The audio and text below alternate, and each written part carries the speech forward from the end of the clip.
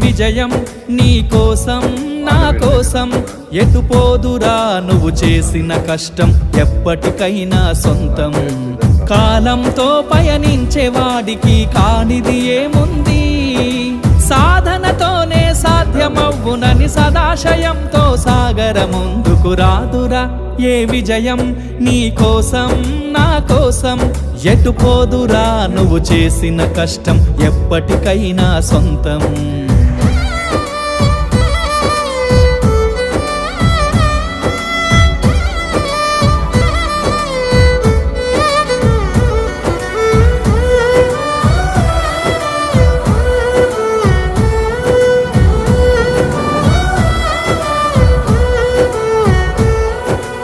ఆకాశంలో అలలాగా పోయే ఆ పక్షులనే చూడు